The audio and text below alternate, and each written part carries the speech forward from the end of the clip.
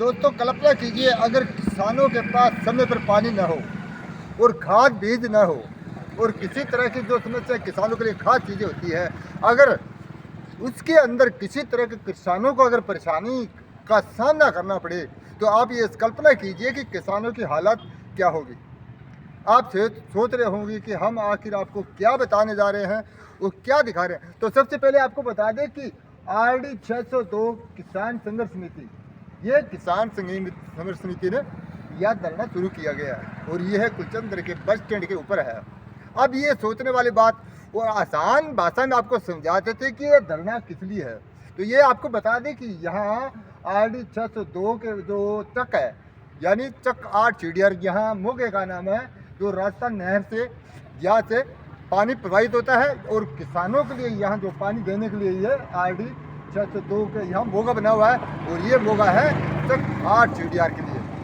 तो ये जो खाला बना हुआ है, खाला का नव निर्माण यानी पक्का करने के लिए 10 साल पूर्व ये खाले का बजट आया। बजट आने के बाद निर्माण कार्य शुरू हुआ। अब पेचीदा यहाँ बन गई कि कुछ ही मरबों के अंदर यह खाला बनाया गया। बनने के बाद खाले को रोक दिया गया और रोकने के पीछे किसानों का ये आरोप है कि जो किसानों के जो खाला बनाया जा रहा है, उस खाले के अंदर क्या है कि अनियमितताएं बहुत ज़्यादा पाई गई। वो किसानों का कहना है कि जब चक के अंदर जो खाले के अंदर पानी प्रवाहित किया गया तो उस समय वो खाला कई जगह टूट गया। तो तमाम तरह की जानकारी निकल कर आ रही है। पूरी विस्तार से जान के हम किसानों से बात करेंगे, वो हमें बताएंगे कि आखिर ये पूरा माजरा क्या है। सर जी इधर आइए अब। तो ये किसान नेता हमारे जो गांव के किसान हैं, ये बताएंगे कि आखिर सर जी यह मामला कब शुरू हुआ, कैसे हुआ और ये पेचीदा कैसे बना। ये मामला लगभग 2015 का है। उस टाइम में 602 RD का खाला बना था और जैसे ही खाले के अंदर पानी प्रवाहित किया गया, वो खाला सारा का सारा टूट गया। टूटने के बाद ग्रामवासियों ने उसके बारे में शिकायत की भी, ये खाले से पानी सही नहीं चल रहा है। तो उसकी जांच वगैरह की गई और उसके अंदर पाया गया कि खाले के अंदर जो निर्माण है वो सही नहीं हुआ है जी। और जो कलेक्टर साहब के भी इसके अंदर आदेश दिए कि भी खाला जो है इसका पुनर्निर्माण किया जाए। तो कलेक्टर साहब का आदेश है वो 2017 का आदेश है और उस आदेश की भी जो सक्षम अधिकारी है वो पालना नहीं करेंगे। इसके बाद में अब लगभग 2026 आ गया, लगभग 11 साल हो चुके हैं इस बात। लेकिन हम बार बार समक्ष अधिकारियों के साथ बात कर रहे हैं, मिल रहे हैं, उनको कह रहे हैं खाले का पुनर्निर्माण करें, लेकिन वो हमारी सुनवाई नहीं कर रहा है। तो ये कह रहे हैं भाई खाले में पानी नहीं चल रहा है, नकारा करने के लिए लायक ये बात मान रहे हैं, लेकिन नकारा करने की जो संस्था कंप्लीट गवर्नमेंट है उसको कोई कंप्लीट नहीं कर रहा और हम पानी के लिए बिल्कुल ही परेशान है। पानी हमारे खेतों में लगी नहीं, कुछ बोर का पानी ठीक है, उससे थोड़ी बहुत फसल वगैरह हो रही है, बाकी तो पानी लगने की व्यवस्था आ रही है।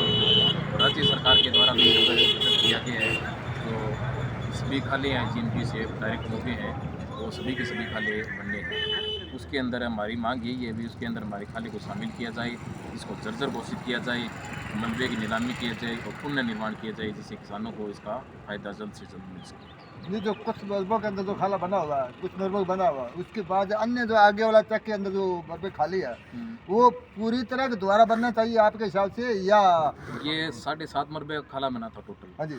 और वो टोटल का टोटल खाला पानी चलने का लायक नहीं है और उससे आगे जो खाला है वो कच्चा है।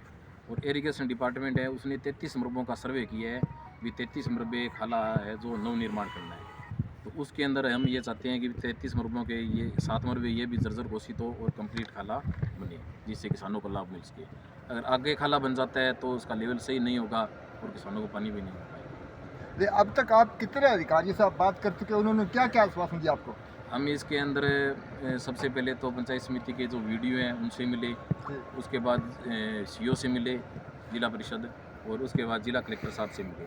उनको 1 अप्रैल को हमने ज्ञापन भी दिया था। लगभग भारी संख्या में किसान वहाँ पर कलेक्टर साहब के पास गए थे, तो उन्होंने कहा था अभी खाला बनना चाहिए, लेकिन सुनवाई कर रहे हैं और खाला बना नहीं रहा। हाँ जी, मनोज कुमार जी आप ये बताइए आगे जो प्रक्रिया आपसे धरना चल रहा है इसके बारे में आगे की आपकी क्या प्रक्रिया होगी? अभी आज सुबह से हमने धरना लगाया हुआ है, परंतु प्रशासन से कोई भी अधिकारी कर्मचारी यहाँ पे हमसे वार्तालाप करने के लिए नहीं आया है। उनको हमने सूचना भिजवाई है, SDM साहब को शुक्रवार को ज्ञापन भी दिया था हमने धरने के बारे में कि हम धरना लगाएंगे अगर हमारी समस्या का समाधान नहीं होता है तो, परंतु आज अब तक कोई भी अधिकारी पंचायत समिति लेवल से या जिला परिषद लेवल से कोई भी अधिकारी हमसे वार्तालाप करने के लिए नहीं आया है। अभी आज धरना शांतिपूर्ण तरीके से चल रहा है।